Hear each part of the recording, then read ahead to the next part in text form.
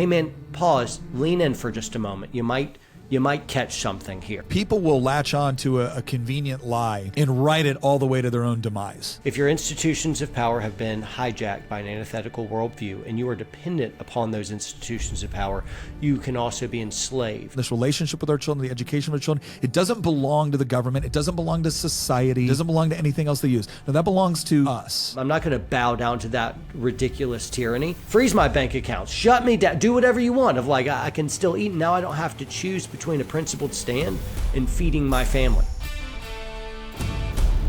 Today we have a special episode because we're bringing back to the show John Lovell, but we decided that, look, we had our last conversation with John and it was fine. It was okay, right? You know, it was pretty good. But just like all of my audience tells me, when Tina's not here, the show's just not as good. And so John has brought on his significant other, Becca Lovell. And so now we will finally get the interview that we know our audience truly deserves. So John, Becca, thank you for being with us today. And I'm going to jump right into it. Like, Becca, why did you marry this guy? Well, I'm going to go ahead and steal his thunder. It was a pity marry, you know? It's so, like that. Immediately fought. Immediately shots fired. Yeah. So he's used that line a lot, and I stole it first because you asked me. Thank you, Nick. You're welcome. So, yeah, it was really just a matter of pity, and but things have really looked up since then. Thanks. So. He's really come along. No. You've really, developed him. You know? Well, they say to buy low and, sell high. so it'll appreciate. It's a good asset to appreciate. I'm glad you three are enjoying this. It's a blast. I actually got to go. I had another appointment. Doing anything else? Well, where did you guys? Because I always joke around this when people ask Tina and I, like, how did you guys meet? I always say that I could take you back to we went to a really, really small Christian school, which was critical. It's the only way a guy that looks like me lands someone that looks like her, is that if it's like very few options for her. But I could take you back to the classroom when she first walked in the door, and I remember looking at her and going, "Wow, that's never going to happen." So, like, that's awesome. What was your guys' moment? Yeah, so we met in college as well. I was dating someone else for a long time. John sweeps in, fresh out of the military, becomes friends with this boyfriend of mine. Slowly, this guy and I break up, which later I realized John helped him break up with me. There's more to the story. That's Do where not the judge story me early. gets long. The story gets long, but he claims he had no real part in it. But yeah, so over the course of a year and a half, we were just apathetic towards each other. Same group of friends, but not interested. And then one day had a real conversation with each other for the first time, and it was kind of like a light switch, we say. Really? So, and then a whirlwind of dating about 5 months, and then he proposed. I remember the first time I ever saw you. Do you remember seeing me? Mm-hmm. Were you like, holy cow, look at that drink of water right there. I gotta get me some Lovell. What were you? No, let's ask you. It was at church. Yeah, First, it was we at saw church. each other. But good way to meet people. Yeah, I was more interested in developing a good group of dudes and to be able to find a good church. And so that was like priority one for me. Yeah. When I moved into the college town. We didn't go to a Christian school. It was a kind of a party school. And so I was immediately looking for that. I remember she was pretty. And then I immediately kind of moved on past. I was looking for a bride. I did want to get married, but she was taken. I'm like, what do you do? And then you move on. And then later we had all kinds of preconceived notions about the other one. I thought she was super pretty, and I was thinking on the hot crazy matrix, she was too hot to not be just a diva, train wreck of a gal, and so the struggle's I moved real, on. man. Well, you know what they say, if they're hot and they're not crazy, it's a dude. Isn't that what they say? That's the crazy hot matrix, isn't it? Yeah. It's funny to say. It's not actual. No. It's not really. No dude. No Dylan Mulvaney. Mulvaney. No. Yeah. No Bud Light. Yeah. It's a -4 right there. Not fooling anyone, actually. But So you guys met in college. You dated for 5 months and decided to get married. Now you guys also spent you spent some time abroad, right, in the mission field. We did. We were married quick once we realized, I think our engagement was 2 months long. Yeah. That's smart. Wow, Got us too. hitched. That's smart. Yeah, that's all you need. Yeah. You don't need a year and a half engagement. I think long engagements are really stupid. Yeah. And for those folks who are listening in, a small diatribe, because it's not your question and this is your show, Nick, but let me save you all a bunch of heartache. You're just white knuckling, holding on, trying to, do the right thing. get married while doing the right thing. And dudes, that's tough, right? Can I get a witness? And girls, they're subconsciously thinking, when I get married, it'll be like this. And if they can kind of la land imagine marriage for a year, they build up an expectation that cannot possibly be met. And the bill on the wedding is going to be wildly high. And that's setting weird expectations as well. I'm like, hey, you want to get married or not?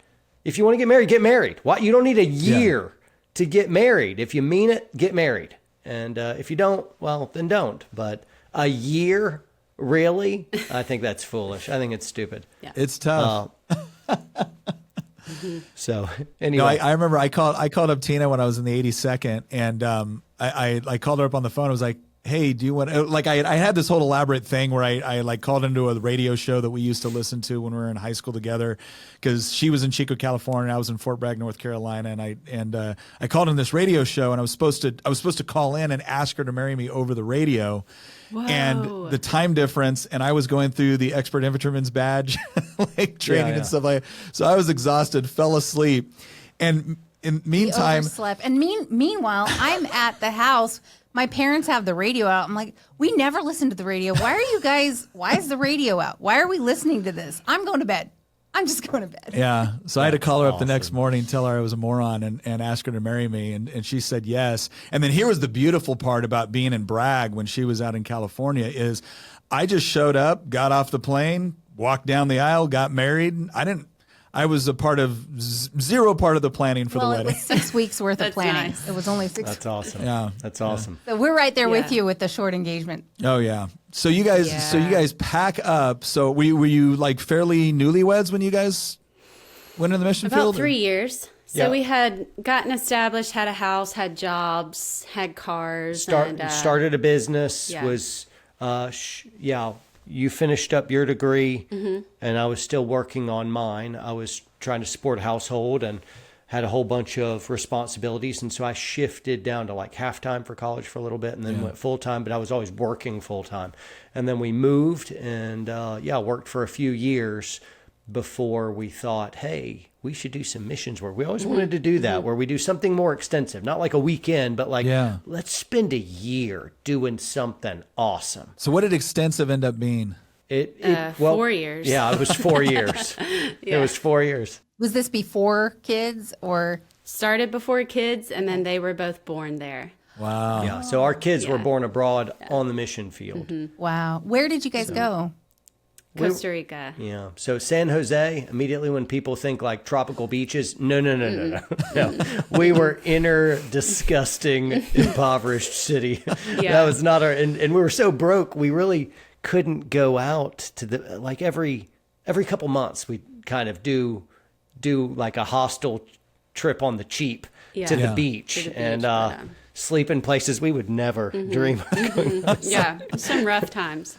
Good character building. Worst one Even ever more. was, what was the worst place we ever saw? Jaguar. The Jaguar, The and I was going to hostel, say yeah. Panama So, that night yeah. where we had no place. and we ended up staying. Yeah, it was an island, and all the hotels were out, and so we ended up staying. Our taxi driver knew a lady who might have a spare room, and it was like a utility closet with like 5 planks to make a mattress. And And so you'd cardboard. shift and your elbow would shoot through. Yeah. And then you shift again and your butt would push through the slats and the mattress.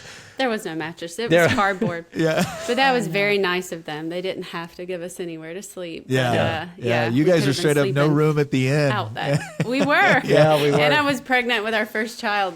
Oh, wow. It was literally a no room in the inn. It was That a fun meaningful trip. work. It was Yeah. wonderful. How do you guys feel like that affected how you sort of how you approach sort of the luxuries that we have, here in the U.S. and things like that. Did it shift your perspective on what was needed and what's a want and what's a need, or how you approach things? Sure. So yeah, we spent every dime we had on the mission field for those years there. We weren't very good at fundraising. I felt like we were good at teaching and shepherding and doing all the Christian ministry things. And it was very hard work, but it was really rewarding. So we really loved life, even amidst Yeah, it was a good time. living. Remember, we named our first home the Shire. It's when we could finally move out. We were living with students before, and that was awful, living wise for a young married couple. Finally moved in, and I think it was 500 square feet. We had to hang dry our laundry. Well, one time the washer dryer broke and we did laundry in a bucket for a month or so. I mean, we have cut our grass with a machete. I mean, we have done some crazy stuff. Well, we would come back to the States and we would furlough and whatnot. But I remember all the roads just seemed to be just such smooth glass, and everyone lived in a castle. Yeah. It's like everyone lived in mansions. And I'm like, look at this, baby. Everyone is a little king. And I wasn't doing it like sneeringly. It's just, man, if you travel enough, you realize how wildly wealthy we are compared to the rest of the world. I just turned 35 countries. I've been to 35 different countries. And every time I travel, when I come back, I'm like, we are crazy wealthy. Yeah. Or even the folks we would call really impoverished. They all have new tech iPhones, big screen TVs, satellites in their yards, and nice cars. And I'm like, no, you don't know poor until you travel the world. And so I don't know. We didn't really get a foothold for us to fall in love with money. And so it's made it easier having that foundation to be a little bit more generous and to live below our means. I think it's fascinating. I mean, when we were married, we never lived abroad. My mom took me on mission. The longest mission trip we ever went on was a few months with YWAM. But I did get to see what real poverty looked like before I went into the military. And yeah, it's a when people talk about being poor in the United States, and it's not to make light of the fact that people are in difficult circumstances, but it is a completely different concept when you're in a place where poverty means subsistence living, and you could potentially starve to death if your 12-year-old isn't working. And but when we got married, we were both young. I was 19. Tina was 20. I love to point that out. Yeah, we got married out of high school, not college. Yeah, we got married right out of high school. And it was funny. I had a friend of mine once look back, and he goes, I wanted to wait to get married because I saw how financially difficult it was for you and Tina. And I looked at him like, dude, you're nuts. Like I would never trade that time when it was, oh crap, we don't have power, and it's not because the storm knocked it out. It's because the power company wants to get paid now. We chose water this month. Those greedy capitalists want to get paid for the goods and services they provide. That's crazy. But I think for both of us now, because we've had, you go through those times at some point in your marriage where you know what it is to struggle. And then when we went from struggling to, hey, doing pretty good. And then all of a sudden, oh crap, the startup company I'm working for decided to close its doors and didn't tell me right before they let everyone go. And it's like, oh crud, here we are. And I remember, Tina telling me like, babe, we know how to do this. Like, because as a father and as a husband, you're like, man, my job's to provide, and we're about to, like, I don't got a guarantee of another job here for a few months, and we're gonna have to really make it work. And Tina's whole attitude was, babe, we've been in this situation before. We know what to do. God's got a plan. He's just not telling us what it is yet. I think that period of time of struggling to make ends meet, I feel like that really, it's good for a young relationship, because I think later on you don't get so used to everything being just perfect and tidy and comfortable. You know that if it did go back, to difficulty financially, that you could do it, you could make it. Yeah. And I don't know about you guys, but whenever things get hard, because things do get hard at times, whether it's financially or just going through trials or what, I always feel like as long as we're okay, then we can deal with this. And so That's right. and it's not very often that you meet other couples who have that same kind of mindset. Like you were saying earlier, I think before we put the cameras on, that not a lot of people get this. Not a lot of people get to have this. And I wish for it for everybody. But it's so sad when even just when you're scrolling, social media, you'll see people talking about marriage and how they bicker and how they're being passive aggressive and they're trying to put kids' toys together before Christmas and they're fighting. And it doesn't have to be that way. So how do you guys feel about the condition of where marriage has gone in our society and what's your answer to it? Like, what do you have to say to people that feel like marriage is all just bad? Yeah, you go first. No way. I want to hear what you have to say. Yeah, so it's definitely devalued in our culture and in our society. And, with the wave of feminism coming through again, Yes. I think the world wants women to not need men, not want to have children, and just be career-minded and accomplish. And it's your goals and it's all about you. And sometimes even for married women with kids, I think that can seep in as a deep poison. So, yeah, we have wanted to set a different standard, and it's been hard, but by God's grace over these 17 years, we've come a long way. We'll be the first to tell you marriage was very hard for us at first, the first few years. Yeah. But we had to change the way we're wired and the way the homes we were raised in. We didn't have examples to look to for godly marriages, and we kind of had to fight an uphill battle. We can always tell you what not to do because we've been there, but I'd say the main thing is that we've kept Christ at the center of our relationship. We've never given up on each other. We never talk trash about each other to friends or family. We're always cheering each other on. And we're best friends because we've worked so hard for this for so long. But it's been hard. People may say, well, they're so lucky. You just married the right person. No, Nope, it's Luck has nothing dying to to do with self every day and serving the other. That's an interesting point when you talk about that, because I have gotten so frustrated whenever we have some medium form content that we do on YouTube where we'll talk about, marriage and family and raising daughters and raising sons and the whole deal.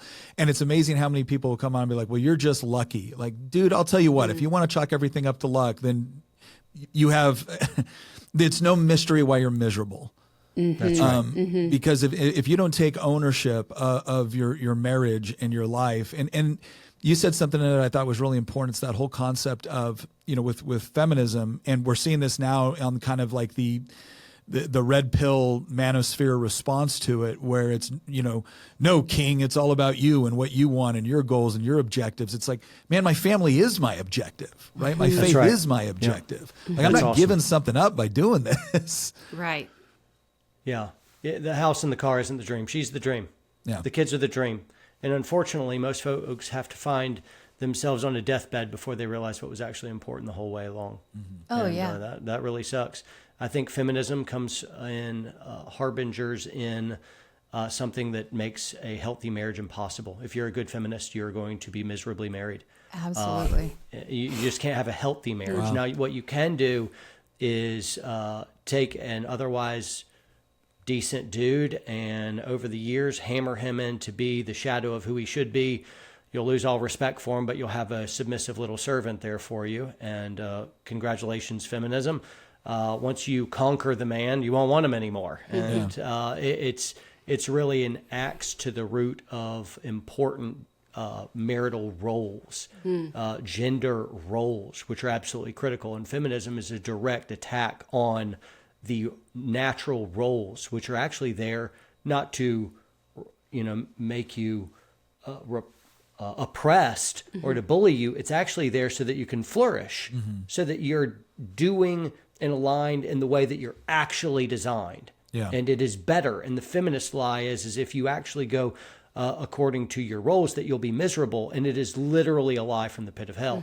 And I think, the kind of red pill manosphere, Tate Bros movement, man, they don't even know what they're missing. I try to explain this to them. You have no idea what a good marriage can be. And you certainly have no idea what leadership is. What you're doing is kind of like runaway little boy narcissism, where everything is about you.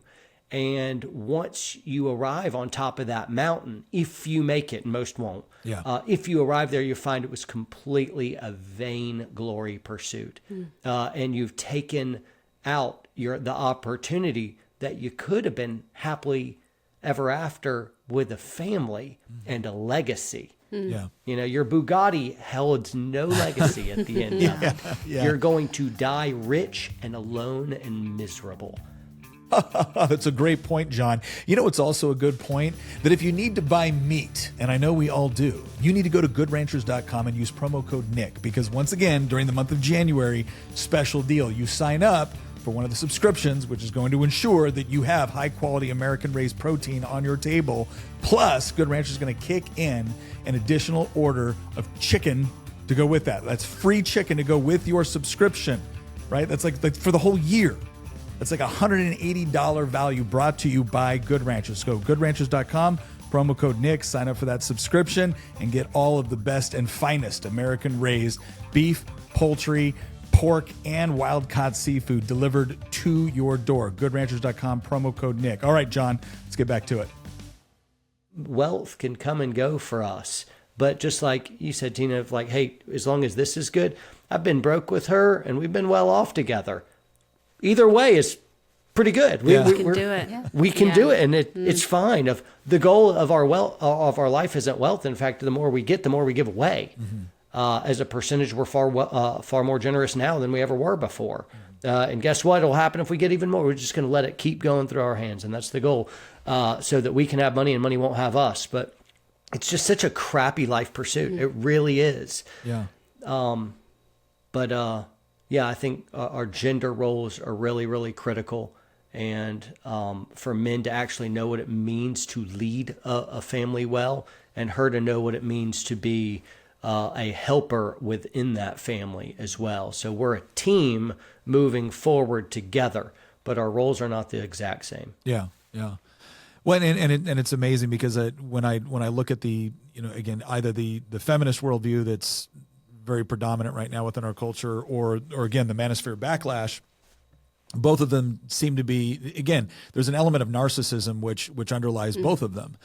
And this idea that genuine freedom, in fact, Lila Rose and I were talking about this. It's like modern feminism. The goal of modern feminism is for a woman to be the worst representation of the most licentious man you would ever meet. That's great. That's great. Yeah, yeah.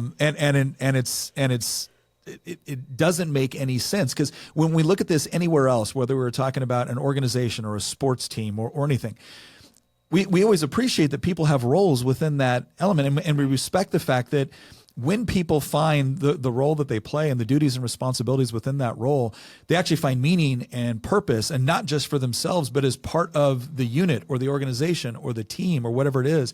And to treat marriage as if it's, well, that's just different. No, it isn't. And again, I think, and I'll have people, because we'll bring, when we try to explain this to people, we'll say, well, look, this is part of our biblical worldview. And let's say, well, okay, well, I like what you have to say. And clearly you guys seem very happy and your kids seem well adjusted and this seems to be working for you, but leave the religion out of it. I'm like, dude, I can't give you the worldview without the author of it, right? Yeah, like I can't do that. That doesn't make any sense. That's right. I'm going to give you a false expectation of what's really possible if you think you can, manage all of this apart from the very entity that I believe makes it possible. Mm-hmm. Yeah, that's good. I just saw a metaphor flash through my head when you were saying that. And if I could risk of like, you got a vehicle and the vehicle's running well, and they want to copy that exact same vehicle and they want everything except the engine. Yeah. Yeah. If like you can copy it, but it's not taking you anywhere. Yeah. The moment you remove like our faith, our faith is the engine. Mm-hmm. Everything else is really just cosmetics. You know, there you go. You got a nice fender there. That's heated seats, pretty cool. They'll come and go. But man, the whole engine is the biblical worldview, which people scoffingly dismiss as if in their hubris, they reason that they're so far advanced, so much more intellectual. And whereas they'll lean in and listen to guys like you and I, and even our spouses, weigh in on different things, and they'll learn a lot. The moment we have the audacity to say anything about faith, I'm like, guys, this is not some superstition of the past that I've unearthed because somebody's slipping me bills, from our local congregation or something. I'm like, I have thought about this. I have done my research. And this is true truth. And it's working because it's true. Yeah. That's it's you can get the superficial benefits of truth by I'll use the car example to keep going with that. Mm-hmm.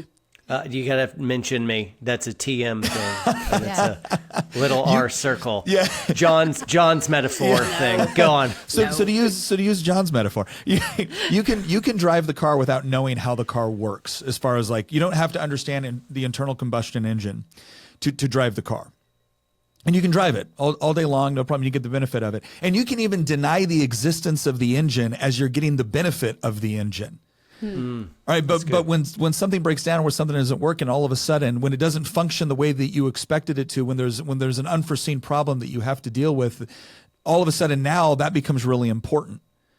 And I feel like in the United States is an example of this, and I kind of want to use this to talk about the culture and kind of the two paths that our country is going down right now. I feel like we've gotten to a point where the car's been driving on fumes for quite a while now. Yeah. It's been driving off of traditions that people have attempted to. They've gotten rid of the foundation and they've just kept the superficial parts. Right. And now all of a sudden things are starting to break. Yeah. And they don't know why it's breaking and they don't know how to fix it. And they're offering a lot of solutions that don't make any sense. Well, it's all about your sexual identity. It's all about your group identity. It's all about your political party that you belong to. It's all about all of these superficial things that they're trying to find group identity, meaning, purpose, and none of it's making the car go the way they want it to function anymore. Right. And it's we were talking about this a while back. I said, look, we've been through good times, we've been through bad times. We've never questioned our identity. We've never questioned our meaning. We've never questioned our purpose. We don't expect everything to go the way that we want. We're not confused by injustice in the world. We actually expect that it's going to happen. And we also recognize our responsibility to address it. But we recognize all that because of our faith. That's great. Yeah. And so as we look at the different, cultural, again, what does society say about, how to be a man, how to be a woman, how to be a family, how to educate your kids, versus, the worldview that we're subscribing to, which is a biblical worldview and has its own answers for these important questions. You talked about something, and this kind of goes a step further into the building the community side of this, because I really want your guys' take on this. At the first Homesteaders of America conference where we first met, you were talking about, you got invited to talk about, hey, how would you protect your homestead? And look, you're former Army Ranger, what you're talking about in this realm. And you gave a talk. I mean, I think it was the most packed event that they had at that, and it was really interesting. But one of the things that you mentioned was, not just the message of how to be, a good man or protect your homestead or family, but this idea of the broader community. And I feel like that's something, I know this. The more I talk to people in our audience, the more I am talking to people that are like-minded who feel isolated within their country, within their community. It's almost as if the environment that they were used to is rejecting them, and they're kind of desperate and hungry to find community again. Right. Whereas it used to be just something where they walked out the front door and they had it within their neighborhood or the job that they went to, or even the church they went to. They're not feeling that anymore. Because the cultural conditions are so contrary to what we believe. As you guys have looked at your own, relationship and then looked beyond your own immediate family, how do you guys look for community? It starts at the home, starts with you guys, starts with God, starts with you guys as husband and wife, and then your kids. But how do you find that community outside of that as well? My greatest friends have always come from people I met at church. That's it. Even when I was in the military, you know who I really keep up with? The guys I went to church with in Washington State when I was in the military.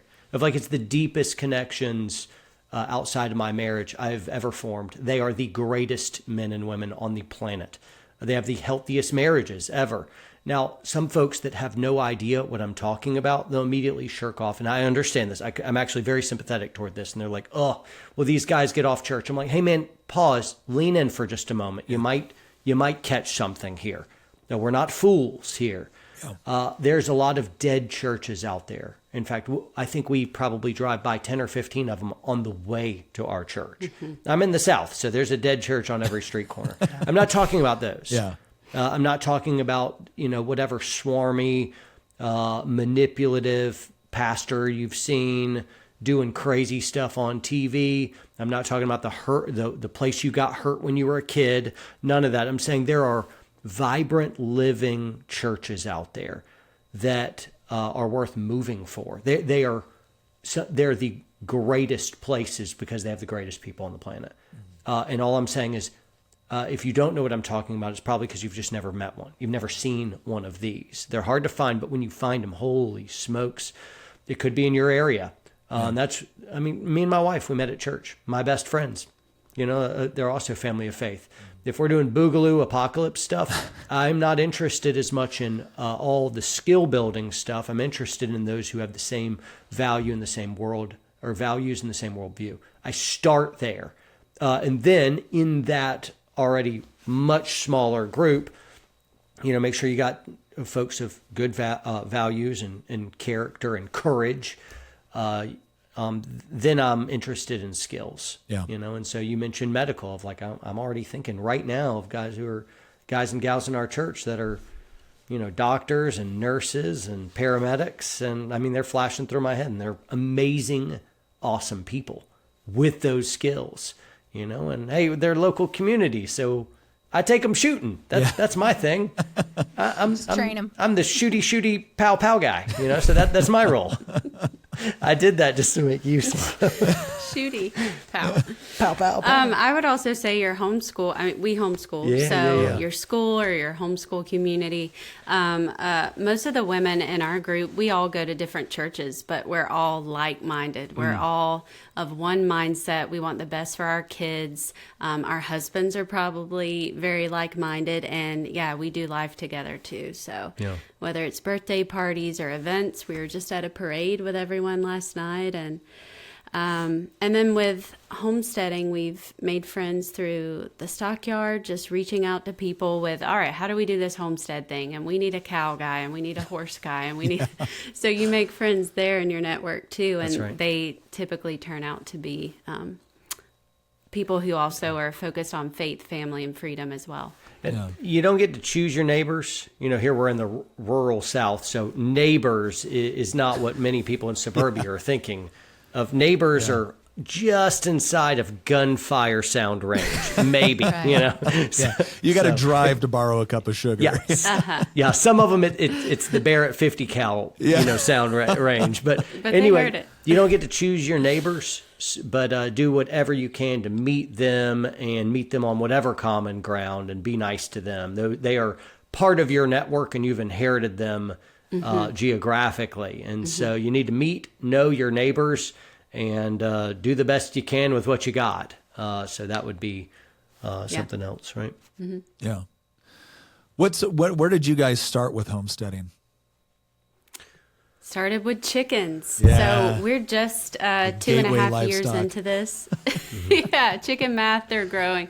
We're going on 3 years, but then you wanted big animals. So it went to cows, which I was terrified of, but they've been quite simple, actually. Well, I think we're free as Americans. Yeah. But free is like a baseline. There's a graduation of freedom. And so the idea is I am free in a sense right now, but I could be more free. You could be more free in terms of character, of like free from addiction, free from wrongdoing. And so that's one sphere. You could be more financially free.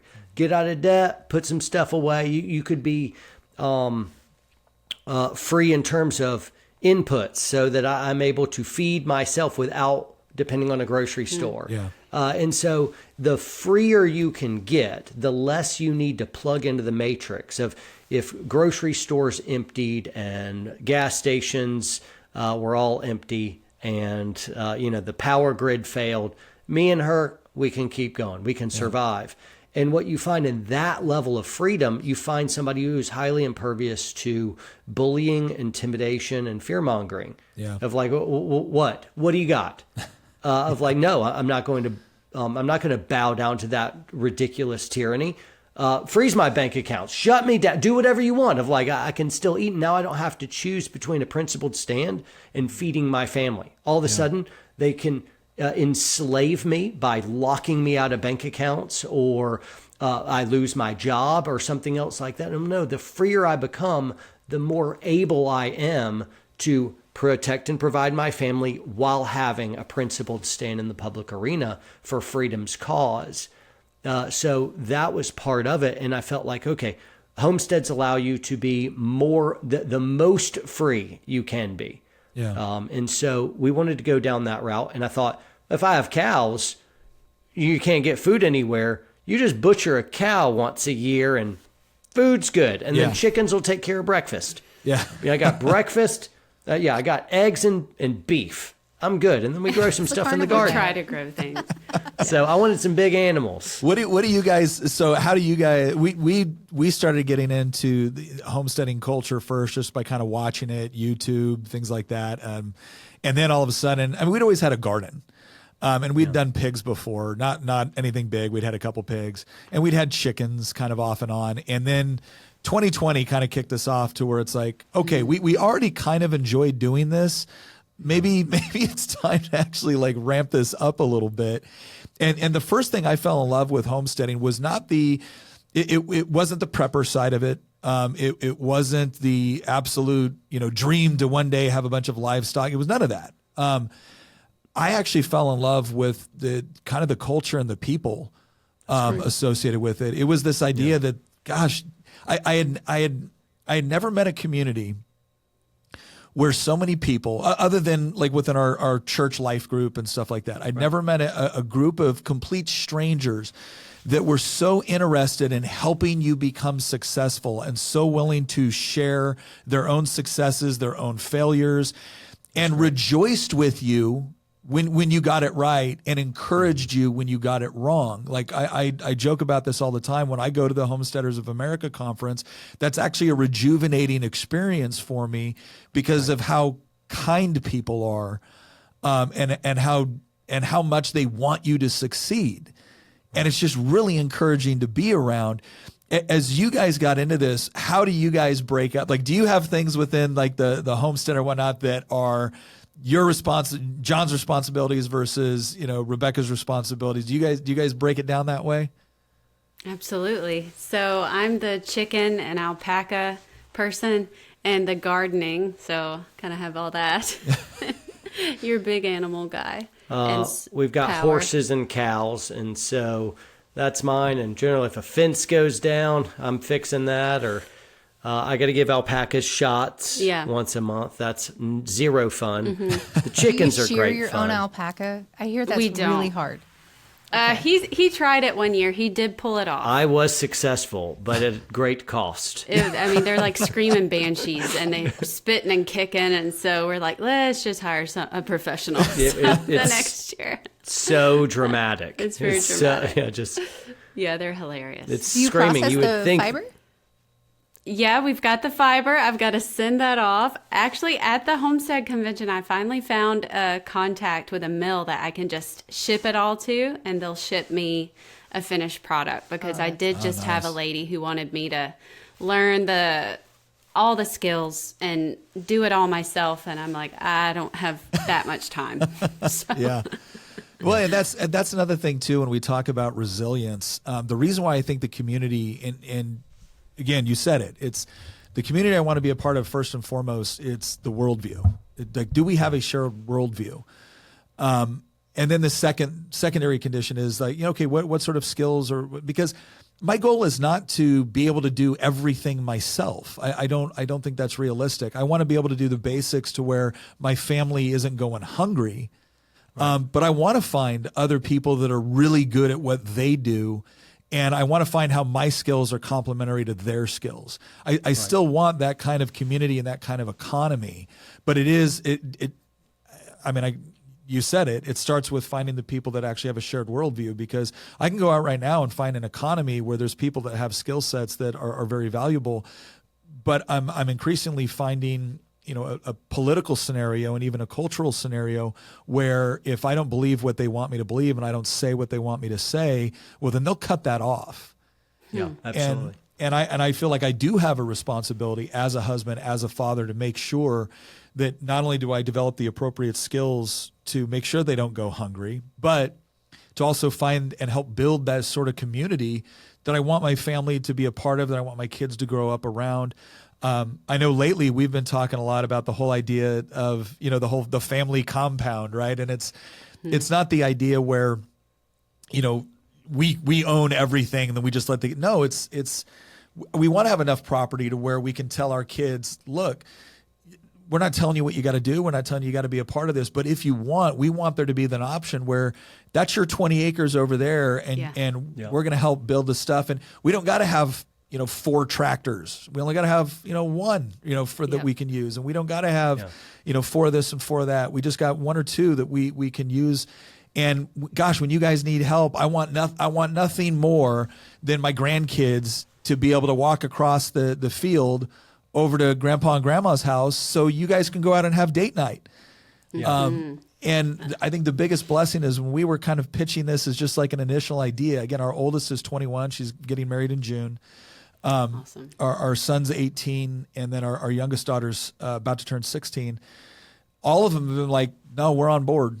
We're on board. This is something that we'd want to be a part of. And now I just got to figure out how to make it all happen. So I think there's a great amount of people that would hear what you just said. I'm like, all right, you got land, and then you got like other family members and other houses on it, like a commune, like a cult. Who are you crazy people? I mean, no, wait, pause. No, it's not crazy. It's how all humanity has survived up until like the early 1900s. Yeah. And then we've forgotten and we've crushed ourselves into these little cities, and we've moved all over the world so that we're estranged from any type of long-lasting community and economies of scale that would come with that. Yeah. And now it's just you and your bride against the world until that fails, if it fails. And you've got no support structure. Most folks don't live near family that's, and you're helping each other out. And that's really an antiquated kind of thing. And I think people would be tempted to look at what we're saying as some kind of radical fringe, commune, cultish thing. I'm like, no, it's all human history. Yeah. Until the very, very recent present. Yeah. And so it's like education. We all think of just, you get your kids, and as early as humanly possible in pre-kindergarten, you ship them off to the government to educate. Yeah. And you hope that goes well. And it has not gone well. And still we're like, maybe we should keep giving them to the government. We got a good school. No, you don't. Yeah. Your school sucks. It's a government school. They're doing all kinds of crazy stuff. Even before all the woke, gender, crazy sexuality stuff. I'm the millennial generation, the oldest of millennials. And guess what? The millennials went woke. They abandoned all the values of their parents, went off, and we're crazy. My generation is a lost generation. And it happened under my parents' noses, and they had no idea what was going on. Yeah. Now, folks have an idea what's going on, but I'm like, even before, it wasn't nearly as bad as it is now. Yeah. But it was still enough to have us all go woke, crazy, and abandon all their values. Now it's just so wildly awful that no one could ignore it. But you could back it down a few degrees, and it could still be enough to completely torpedo all of the good pieces of the ideologies of the past. Everything we've learned in human history that was good is now labeled as fringe, faux pas, outdated, and stupid. Yeah. Well, we've the more Tina and I have talked about this, the more we've looked at it as not just something we want to do, but we almost feel, if not a calling, at least a responsibility, because people will, especially if culture is behind it, people will latch on to a convenient lie and write it all the way to their own demise. But at some point the crisis happens, right? And sometimes it happens young, sometimes it happens later on in life, but at some point the crisis happens. And the question becomes is like, okay, well, I'm tired of listening to the experts. I'm tired of listening to the politicians. I'm tired of listening to the talking heads.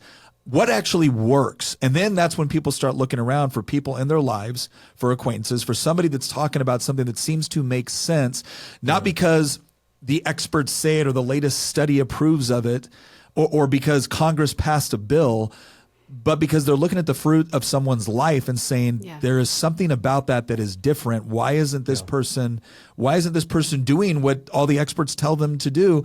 And why does it seem to be working? And we've seen this, like, I think the biggest, and I want you to talk about this even more than I do, but homeschooling really was the start of that for us. Where it was, without even knowing it, we realized that we were part of a much larger social experiment that was going on when we had people that were like-minded, we had people that shared worldviews, and really the only practical difference is we were homeschooling. Because there's this narrative now that I see all the time where people going, well, of course your kids are going to do this. And of course you really don't think your kids are running around behind your back and, whatever, having inappropriate physical relationships. You really don't think they're doing all this stuff. You really think that. And I was like, yes, I really think my kids are not doing that. Yeah.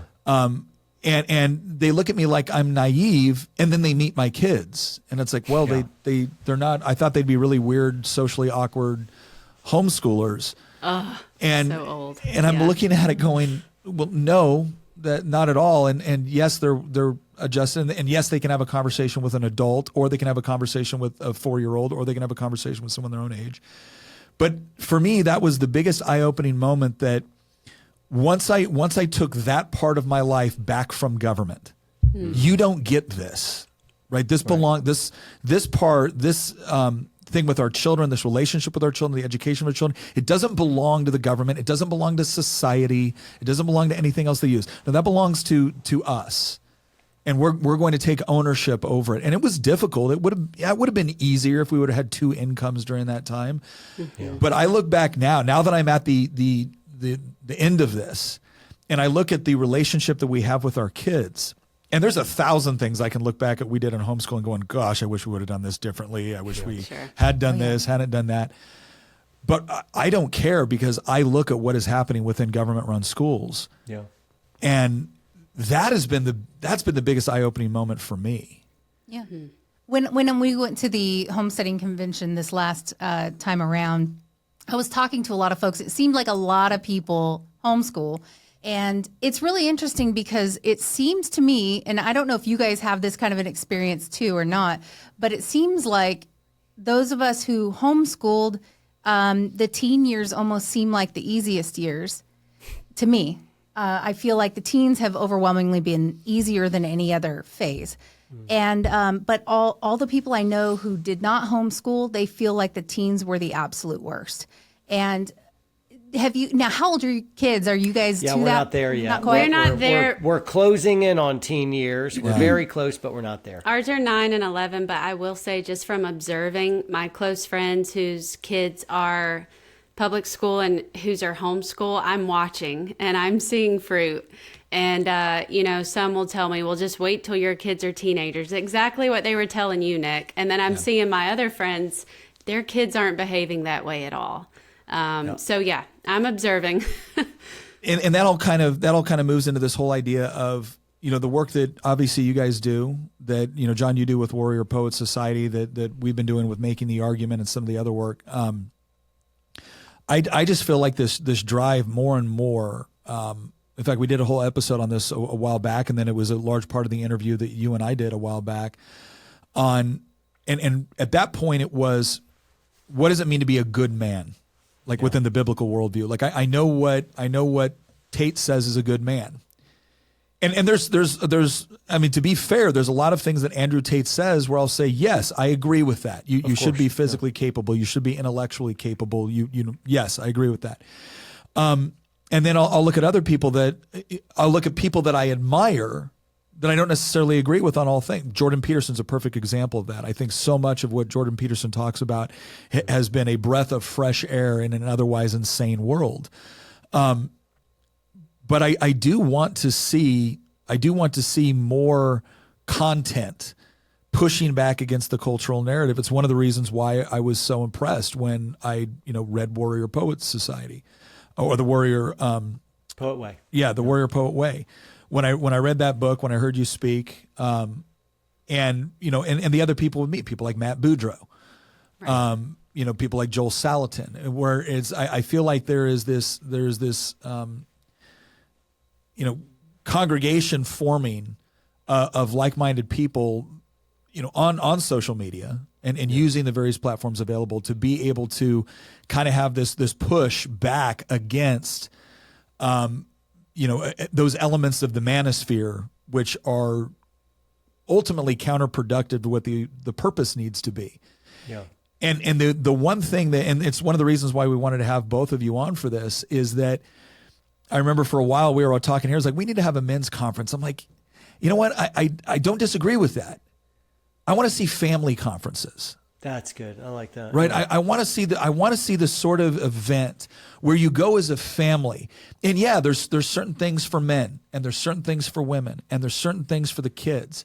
And there's certain things that are skill oriented. And then there's certain things that are just good general knowledge that any, good human being should know, whatever it is. But then I also want there to be that coming together, right, through that process where you are building and developing as a family, because that is the fundamental element of community. It starts with that family. Broader community is very difficult to have apart from strong community within the family. Yeah. And I'm curious, as obviously, well, actually, this is a question I think Tina wanted to ask too. But like, John, I'm going to go out on a limb here and say you're a fairly extroverted kind of guy. My energy I get from being alone, which makes me introverted, but I'm pretty good with people and I like people. Yeah. But I'm technically an introvert, but like people, good with people. Okay. So yeah, I'm an extrovert. There's no question. And I tend to be the introvert in this relationship. And I was going to say, if you guys, speaking of conferences, I'm very, very guilty of really despising women's conferences. I don't go to, I hate it when the women's conferences come up and they're like, Tina, do you want to go? And I'm like, I really don't. I don't want to go. Now, sometimes they'll get me to go, and then I have fun when I go, and it's good, but I never want to go back. But why is that? Because I feel like it's just a lot of fluff, and it's women getting together and boo-hooing about all the women things, and I don't want to do that. I want to do things that are productive, and I don't know. It just isn't my thing. So Let's be graciously disappointed in our husbands together. Well, that is a question, because a lot of times I do think that in the past, the church has kind of dropped the ball on masculinity, and there was sort of this softer, more feely thing that permeated through the church, and you got a lot of these men that were just sort of like almost hippie-esque, Christians that like Daddy God, and I don't know, the skinny jean wearing youth pastor, right? And they sing songs about God like he's your boyfriend or something, and it just felt to me like where are the men in the church? They're not masculine. It's almost like you couldn't be masculine in the church. You couldn't be a warrior in the church. And I feel like a lot of women sort of stepped up and took more leadership because of that. Women would initiate prayer. Women would initiate things along those lines. And a lot of times it was the women dragging the husbands to church and things like that. And now the guy would say he's a Christian and the whole deal, but it didn't seem like he was leading. And that was one of the reasons why I was asking, it seems like I'm seeing men come out of the woodwork who feel a calling to pull men back into the protector and the warrior man of God. And so basically, could you walk us through from both of your perspectives how this happened? Because you guys are one of the people that we see coming forward to provide that. And so what was sort of the catalyst for you guys? It's you, babe. That's well, she said both. So She did, but you're I think first. we're both in the. I just say your read is a pretty darn good one. I think men have abdicated their leadership responsibility spiritually, and that super sucks, and that's not okay because it turns out that Christianity there's some gritty, long-suffering masculinity needed there of like, hey, show yourself a man, of like this is, the early movement was created by men that Jesus chose. Here's 12 men, and some of them construction workers and fishermen, and they're kind of living off the land, and then they get persecuted, and then they get beat within an inch of their lives, and then intimidated and arrested by government and said, don't speak anymore. And they're like, yeah, pound sand, we're going to do what we want. And then they keep talking about Jesus, and they get beat up some more, and ultimately they're tortured and killed. And I'm like, whoa, these guys are lions. And I'm like, yeah, it's the old Jesus stuff, but it's been flowered down by, men are just vacant from the church. And I think one is we have lost sight of the bold and offensive gospel. We've watered down a truth, and dudes look at this watered down, fluffy thing and like, that doesn't look real. That doesn't look raw. That doesn't look anything approaching what I need and what I'm lacking. And so part of that's messaging. And the other thing is if the lead pastor is a spineless coward, you have no hope of actually having men follow him. Strong men don't follow weak men. Yeah. Ever. Strong men don't follow weak men. And so if you got a strong lion who will say truth from the pulpit, and people are always loving him or hating him, that's the mark of what do people say about him. Does everyone think he's a good guy? He's certainly not a pastor. He's nothing like Jesus. If everyone likes the pastor, he's nothing like Jesus. Right. People should absolutely love him. And then the other people, they want to kill him. They hate him. Right. So that's the mark of whether you actually have an authentic Christian in front of them. People hate them without reason, and then people love them too. And so it's, as Mark Driscoll say, he's a 1 and 5-star review kind of guy. And I'm like, man, that was Jesus. He was a 1 and 5-star reviews. Yeah. There was no 2, 3, and 4 stars for Jesus. Yeah. And so part of it is, it's just like in politics.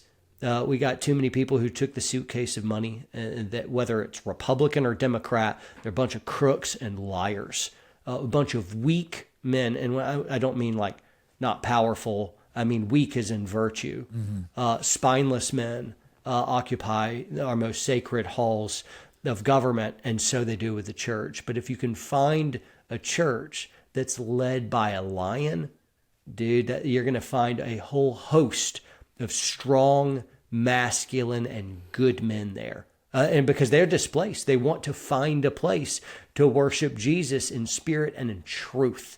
Mm-hmm. They don't want to follow some declawed, defanged, effete minister up there of like, no thanks, man. I want something real. I want something raw. And though it be risky and cost me everything, that's the way I'm going. And I will follow that man to the brink. People are ready to follow courage again. And we need most of our pastors to quit and step aside. And we need men of God to stand up and start speaking truth and refusing to self-censor. Dust off your Bible and have the stones to actually tell the people what it's really saying. Yeah. Wow. It's almost like you could see, I feel like you can see what the Holy Spirit's about to do or what he's working on, because here's an interesting example. The Army just came out with another Be All You Can Be, with men actually paratrooping out of airplanes, and it looks just like they're going to go kick some butt. And and I feel like in the church, you have strong men starting to come forward again, and this hunger for the strong protector, warrior, vigilant, watchman coming forward in the church. And it's interesting because you can see it's sort of this parallel shift, because a few years back, the Army commercial was all about this gal who had mental health issues, moms. and she had 2 moms, and I'm in the Army with mental health issues. And it was insanely embarrassing, and you could tell that the Army was completely unserious about their mission at that point. You could tell we didn't plan on going to any wars or anything like that. The minute the Army came out with these dudes jumping out of manly planes, commercials again, I'm going, we're probably going to war. I think we might be going to war. And I look read. at this and go, I can kind of see it in the church, where it was like we had a lot of real weak people who were they were asleep at the wheel. And now you got these strong folks coming forward, and I'm like, man, are we preparing for battle here? Are we going to be going to war? And maybe the final one. Who knows? Yeah. Well, Maybe. and to that point, because I think I feel very confident on what my roles and responsibilities are in that environment, and this is something Tina and I have talked about a lot. What because feminism has laid out, and Becca, you talked about this. Feminism has laid out what they think the role of women is. Mm-hmm. What do you think it is? I think it's the helper. It truly is finding your role as not trying to outperform or stand in front of your spouse or your husband in any way. It's coming alongside and sometimes even assisting from behind the scenes. And it has been the most fulfilling thing for me personally. I did get that college degree. I did have my own business. I did several jobs where I traveled. It was very fun. And then once I had kids and I was more home centered, that was just really my jam. Mm-hmm. And it has been ever since. So I was raised with the, go out, do the career, and you can get a man later after you have your master's degree. You've lived on your own a few years, and I never stuck to that plan. I was surely a disappointment. But now, I think it's all come full circle that, for me, like he was saying, the dream is the wife and kids. For me, it's home and family. Like just this morning was kind of a surreal moment. We had a fire going because it's freezing in Georgia. It was 23 this morning, which is wild. Had the fire, we were reading history with the boys, and it was just kind of a slow homeschool morning, and it was just perfect. And I wish everyone could experience that. It was just awesome.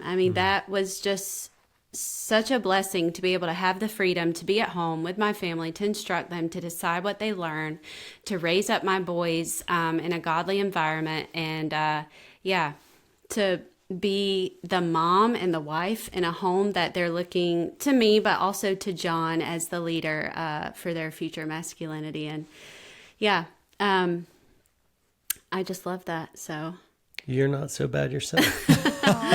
Yeah. Well, let me ask you this, because where do you guys see yourselves going, really as a team, when it comes to being set apart? Because I always go back to this idea where I'm not a black pill guy. I'm not a doomsday guy. I'm none of that. But I do think it's going to get worse before it gets better.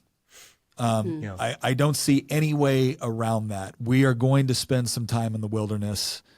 And the only question is going to be is that when we're going through that, when our country is going through that time of crisis, what alternatives to the things that have failed people, what alternatives to the things that have failed people are going to present themselves? What do you guys see your role as part of that? Let's say as part of maybe the remnant. What do you see as your role as our country kind of continues to hurtle toward, I think, kind of a dark place, maybe a dangerous place? What do you guys see as your role in combating What do you mean that? by when things fail? What type of things are you imagining? I think, again, I'm not a zombie apocalypse guy. So I want to know how bad is it if no one's got any shoes and No, it's like no. I'm not always necessarily- ash raining from the sky. It's a dystopian future. And Yeah, you've seen the Book of Eli, right? Yeah. How Book of Eli are we? We're gonna go not Book of Eli, right? But I mean, let me put up what I think would be a realistic scenario. I think we are moving to a point where I could very easily see a federal government which stacks the Supreme Court, which all three branches are now very, very dedicated toward a particular worldview where you will be punished if you say certain things, if you believe certain things. I could see in an environment where, inflation and a sovereign debt crisis, I don't think those things are ridiculous to consider.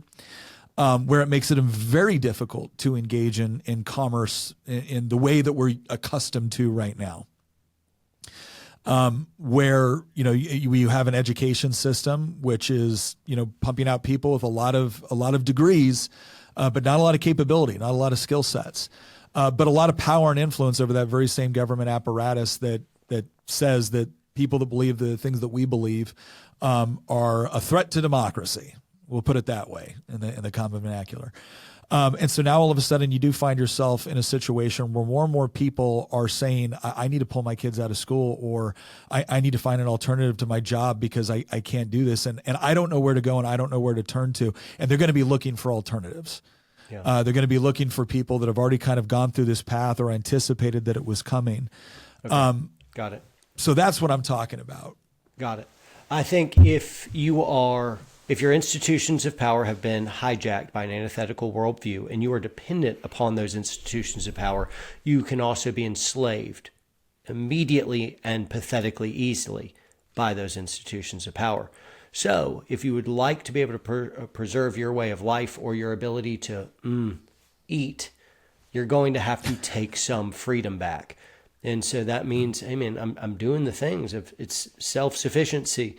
And it's not allowing government to educate my children. And there are certain freedoms that are enshrined in my Constitution, and I'm not giving that up. I'm not going to self-censor. I'm not going to give up meeting together, of like freedom of assembly. I have those rights. I'm never giving up my guns. I'm just not.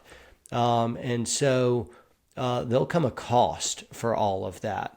Now, the more free I am, the longer I buy myself.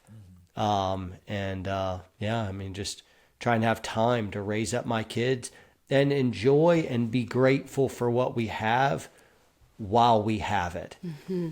And I would like to be able to strengthen whatever remnant we have that sees the way we do, so that they would not be enslaved by the institutions of power as well.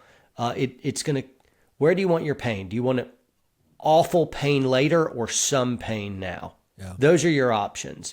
So, for instance, with kids, we really wanted to homeschool our kids because we saw what was happening years and years ago when we were right on the precipice of sending them to private or a government school, or homeschool was just not on our radar. We didn't grow up with that. We didn't like that. Nobody in our family had done that. No one in our family really liked it. This was not good, and we were not wealthy. Becca was supposed to be my sugar mama. She was supposed to go out and earn. And you failed me. You failed me. Feminism would be so disappointing. You turned out to be. Very disappointing. Lousy feminist here wasn't bringing home the bacon. Yeah. We just didn't make enough so that we could do single income and she could homeschool our kids. We just didn't make enough.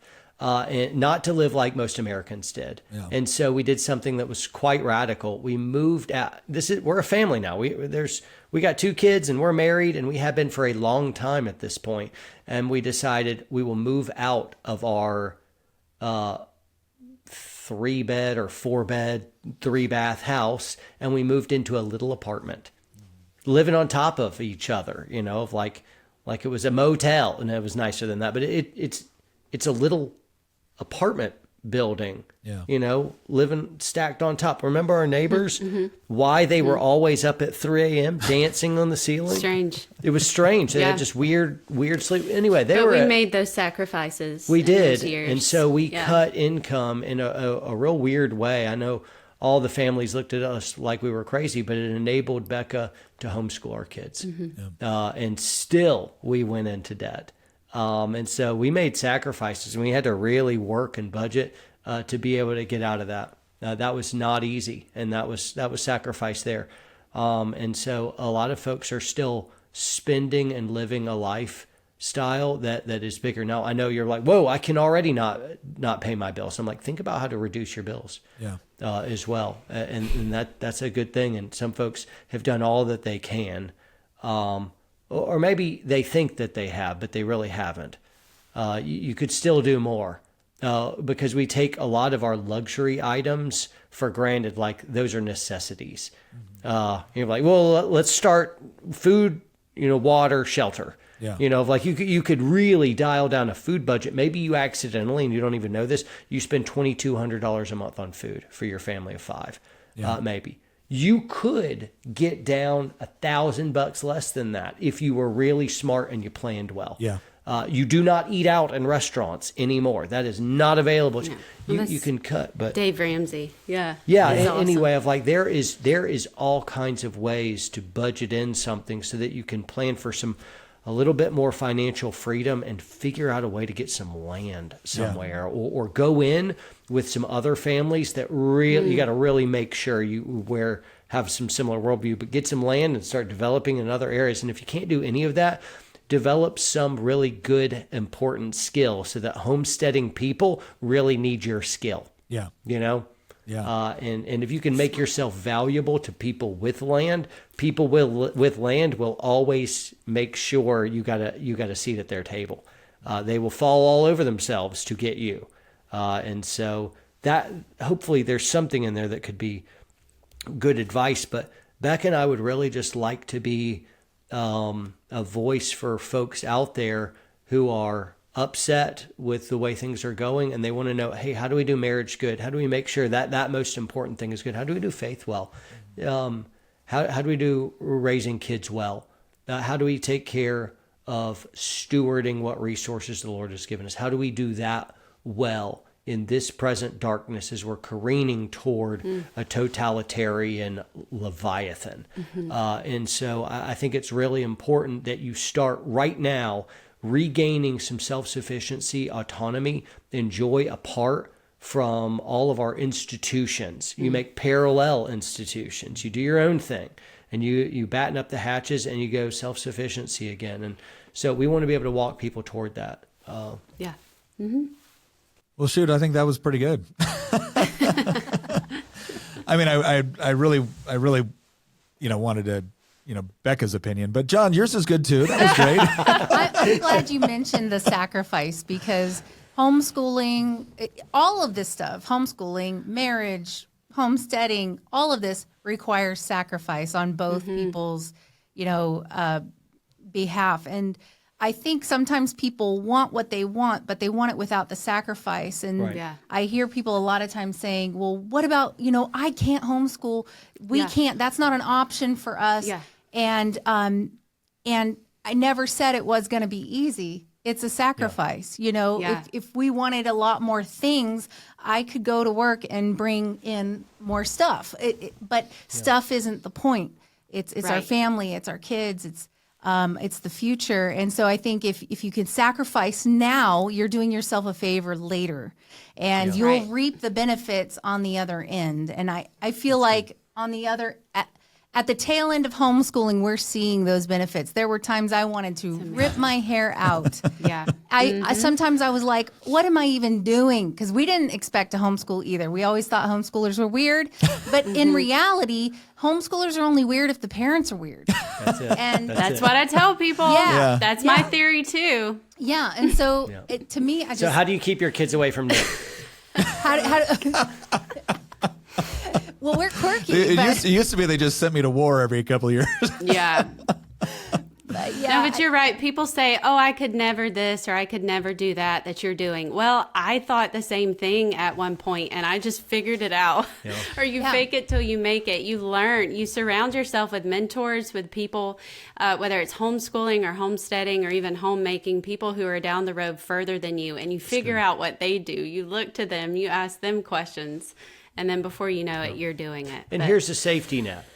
No matter how bad you did as a homeschool parent, you cannot possibly do even a microcosm as bad as the government school is doing. You cannot do it. You have to really war game out how to crush and ruin your kids. Yeah. If you wanted to compete what's happening in government schools. Flatten their spirit, So, from such a young age. I will mention quickly, we do harp on something I like to call Save the Boys, where they start at such a young age for young boys, even as early as 4 or 5 years old in kindergarten, first grade, where they can't sit still all day because they're not designed to. Soon enough, they're on medications. The light goes out in their eyes and they're just flat. I mean, they're just, and then they're in that school environment for another 10, 11 years. And then the product of that is someone who doesn't make their own decisions. They don't initiate. They don't have, I don't know, a sense of responsibility. They have no drive. They're addicted to the video games maybe, or substances or whatever. So, I do think homeschool is especially important if you have boys. Get them out. You may say, well, my girls do okay. Well, maybe so. They're still being poisoned in their mind, but they can physically sit there all day. The boys can't. No. They can't. Yeah, the boys are They're treated not like supposed defective girls. I remember hearing that. I think PragerU put out a video saying, boys have been treated like defective girls. And I thought that could not be more true. That is absolutely the truth. Well, Matt Walsh says boyhood is not a disease. Yes. So it doesn't need to be treated like a disease. Yeah. Yes. Well, I think it's interesting whenever we talk about the sacrificial component. And I think sometimes when people hear sacrifice, they think, okay, well, yeah, I got to, gird myself for the fact that this is just going to be horrible, but I got to push through it because it's better. It's like, no, the toughest part is actually deciding to do it. It's to walk away. In a fairly wealthy, safe, secure country like the United States, the slave master shows up first as convenience and only later shows up as coercion. And that's what we have right now is people are looking at like, oh my gosh, I could never do that. It's like you think that because you think the convenience of it is worth more than than the benefit. This is a cost benefit analysis for you, and convenience has now been elevated to a much higher level. The moment you do it, yes, there's going to be moments where you think, oh my gosh, what the heck am I doing? This sucks. But you end up learning over time with all that time you get back with your child. Yeah. And it's not just with homeschooling, it's within so many other areas. You end up learning that the thing that you thought you were sacrificing was an illusion to what you were actually benefiting. The benefit that you actually receive from doing it, in the nature of the relationship that you've got and the quality of education that they receive. And that's one of the things that I always like to stress on is that, yes, there's sacrifice involved because you've got to depart from what you've been told was the way to do this, or you've got to depart at least momentarily from the convenience of it. But when all of a sudden I don't have to worry about my teenage girls going out and getting pregnant at 15, when I don't have to worry about, my daughter's having major issues at school because of the absolute incessant bullying that takes place. Yes, when I don't have to worry about my son having the absolute, the desire to learn medicated out of him, in elementary school, when I don't have to deal with any of that. And all of a sudden I'm looking at my teenage kids who I'm like, I want to be friends with these people. That's right. That's right. I'm sorry, but there's nothing, I can look back at that now and say, there is nothing you could have enticed me with. There's no convenience you could have enticed me with that would have been worth what I am seeing right now. And honestly, worth what I saw in the moment as it was actually taking place. That's great. So yes, is there sacrifice? Absolutely. But I think I think people realize very, very quickly that whatever they had to sacrifice was not even close to worth what they gained by actually choosing to do it. And there is an entire culture right now that is trying to scare people that they are either incapable or unworthy, or that they're going to miss out on something that is truly superficial or materialistic. And really what they're doing is they're hiding what is something that is so much greater than what they're being enticed with in order to give it up. And so, yeah, I know that's one of the things that we talk about a lot, is trying to get people to understand that, no, I'm not I'm not trying to get you to walk across broken glass for the sacrifice for the nobility of walking across broken glass. No, it's give up something that I'm promising you is not worth, what you're sacrificing to hold on to it for something that is a whole lot better. Yeah. I heard somebody once say that comfort can be one of the most destructive addictions you can have. And it's the idea that you're so addicted to comfort that you won't make yourself uncomfortable to do something good, or to do something that would benefit your family or your community or your spouse, or, you will not make yourself uncomfortable in order to do something good. And I think about that every time something does get hard. It's like, no, I can be uncomfortable here. I can say the uncomfortable thing. I'm going to speak the truth and be uncomfortable. That's the one of the, sorry, go ahead. I love that. It's not only you couldn't do good, it's that you can't be good without discomfort and suffering. What forges character but suffering?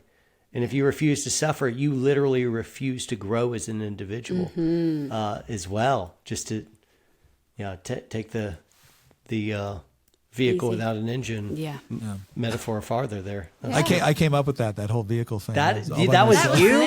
That's amazing. I love that metaphor. The minute you said that, I thought of the Flintstone car. I'm like, oh, they took the engine out, so now it's a Flintstone car, and they're running it on their own their own power. I've got one more question that I have to ask, and then we'll finish it up, because I really appreciate all the time that you've given us today. This has been a pleasure to have this conversation.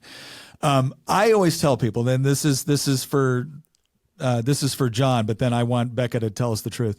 I always tell people, because again, I with being in politics and being in the legislature, and then working on the podcast and social media and whatnot, people sometimes will be like, well, Nick, you're kind of a firebrand about some of this stuff. And sometimes you say stuff that really upsets people and whatnot.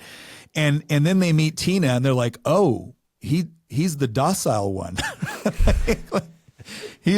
She's not holding him back from saying something more controversial. He's holding her back from saying something more controversial. So when it comes to just like laying out the hard truth that could potentially make everyone in the room go, oh, is that you? Or is that Becca?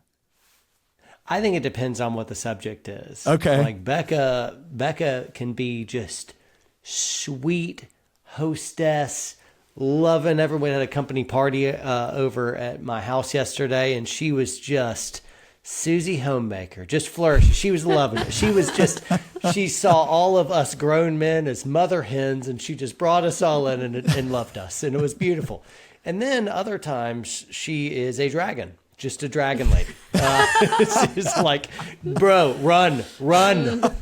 Like the kids just run out of like, what's wrong? Mom's in a bad mood. She's upset about something. No, just teasing. I do have a mama bear shirt. She has a mama bear. If you want to see it the worst, attack me personally.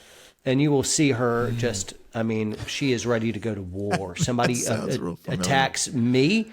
Yeah. I can take it. I'll be like, whoa, let's have a conversation. Let's make an argument here. Okay, you hate my faith. No, but she's like, whoa, she wants blood. Yeah, so she is big time defensive over me.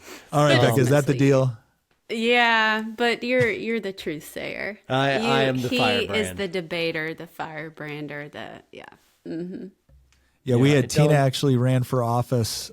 Tina also ran for office a while back. Oh, wow. Awesome. And that was the part where everyone, and I was really happy. I lost miserably though, so. No, she actually Congratulations. She actually fought in a really hard Republican primary, challenging somebody that desperately needed to be challenged. And she knew it was a long shot, but it had to be done. And the issue of life came up, and she's like, nope. We're not tolerating somebody that says they're pro-life that compromises on this. Mm. And I loved it because initially she was like, I don't know how I'm gonna be standing up there speaking in front of people. I don't know how, I've always been happy to support you in this, but now I'm gonna have to. And I knew. I'm like, babe, as soon as you get out there and you get into your groove, You're going to be really good at this, and people are going to realize that you can debate all of this. You can go toe to toe with your critics, and you can go toe to. And then all of a sudden, it was this role reversal. Well, now, like, I'm used to being out front and people attacking me, and her basically ready to go on Twitter and be like, babe, just maybe we let this one fly before you tell them what you really think of them. Awesome. But then I saw the role reversal. Well, all of a sudden my wife was getting attacked, and it was like, oh, okay, I guess we're going to fight. But yeah, it was great. It was, she flourished in an environment she didn't think she would flourish in. I knocked 100 doors a day for literally 100 doors a day for 3 months. Yeah. And, I was exhausted by the end of it, but it was actually really fun because you got to talk to people at the door and hear how many people really were more like-minded than you realized they were. And I mean, it was very rewarding in some areas, but I was going up against somebody that was sending out mailers to Democrats telling them to vote in our primary and things like that. So it wasn't quite a fair fight, but he was pretty much when a 24-year in combat has to drop $500,000 to beat a primary challenger, that says that she was doing well. Wow.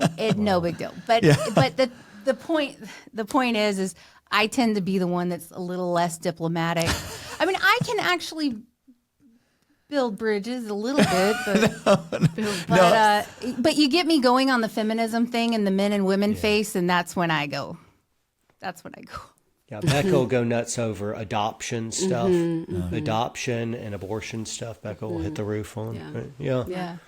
We all very have cool. our That's awesome, guys. issues. Well, I think that's a good thing. Well, listen, I want to thank you guys both for being on, and most importantly, I want to thank you for the work that you're doing and the example that I think you guys are setting. And I know you guys are humble people, and honestly, I know you guys are a little bit uncomfortable with both with gratitude and praise like that. But I will just tell you is, it is very encouraging. And I don't think you guys are going to recognize in this lifetime the positive impact that both of you are having by embracing not only your skills and your capabilities, but the responsibility to go out there and speak truth to a world that desperately needs to hear it. And as we go forward and hopefully as Tina and I get to play the role that we're trying to play, I definitely hope to be able to run into you guys more as we do that, because it's been a pleasure to get to know both of you. And like I said, and especially from one vet to another and from a military family to someone who's also had those experiences, it's an honor to serve with you, both. And very appreciative that you guys are picking up the mantle and fighting the good fight. Thank you. Thanks for having us. You guys today. are awesome. Yeah. It's been great. Thanks Hope for being. to see you guys again soon too. Absolutely. One more thing before we leave, tell everybody where they can find you. Type Warrior Poet in the internet machine. No, I meant your home address. No, I'm kidding. All right, the Warrior Poet way. Come on over, pizza party for the internet. Yeah, apparently Becca's a great host. So, So So the Warrior Poet way is your book. Warrior Poet Society on YouTube. Also, where can they follow you on Instagram? Or is that everywhere? Instagram, John Lovell, or where? Yeah, Instagram and Facebook and Twitter and I care about X now.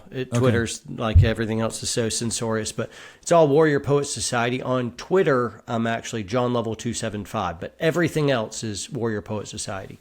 Okay, well, listen, we're going to really encourage our audience. Go out there, not only follow, subscribe, look at that stuff, and this is one of the things that's so important, right? John's not just out there, Becca's not just out there asking for stuff. No, they're out there actually providing something. They're providing a service, they're providing a message. And so I would encourage you to go there, check that out, follow, subscribe, do all that good stuff.